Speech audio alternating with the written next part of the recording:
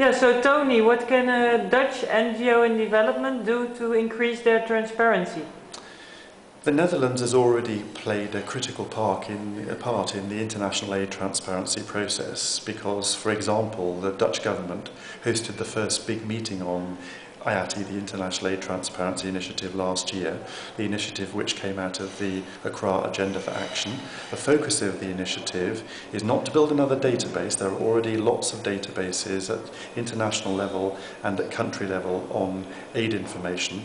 The idea of IATI is to set up a data standard so that people use the same definitions when they're talking about different things like, for example, women in development or gender in development or whatever that's called in Dutch, producing common shared definitions so that data can be exchanged between organisations, be they NGOs or governments or donors, donor foundations. They can exchange the information much more effectively and much more cheaply if there's a common standard. So what NGOs can do, well, actually lots of things. First of all, NGOs can continue to advocate for greater transparency because transparency, access to information is absolutely central to poverty reduction.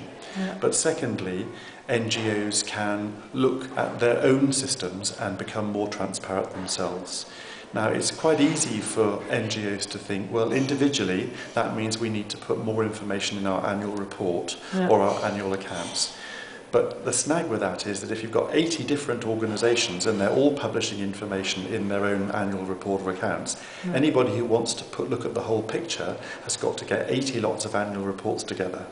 But if organisations commit to the IATI transparency standard and start to apply that standard to themselves, then it means that all of the information is in a common format and very easily comparable. So NGOs can sign up to the International Aid Transparency Initiative. They can endorse the initiative. That's one specific thing people can do. Secondly, they can advocate for transparency.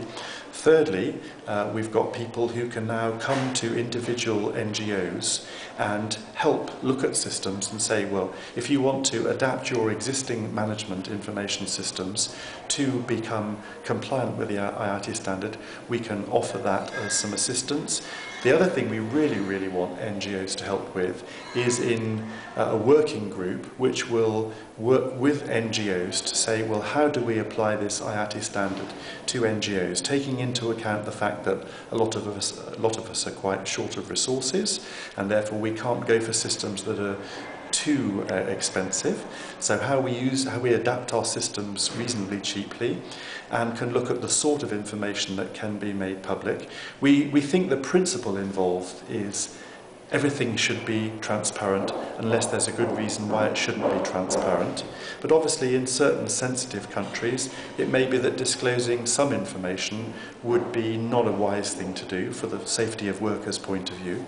So we need to identify the general principle of transparency, but we also need to say, what are the exceptions to that general rule of transparency? So there are lots of practical issues that NGOs can help work out by becoming involved in the civil society NGO working group on IATI and how the IATI standard should be applied within each of our organisations. Yeah, and where can people go if they want more information on the standards or the working group? If people want more information, well, you can write to me, Tony at Devinit, devinit.org, or you can ring our office, which is 441749 671343, and if you say you want to send the information to Tony German, then I'll make sure that it's passed on to one of my colleagues who really knows what they're doing. Okay, thank you very much. Thank you.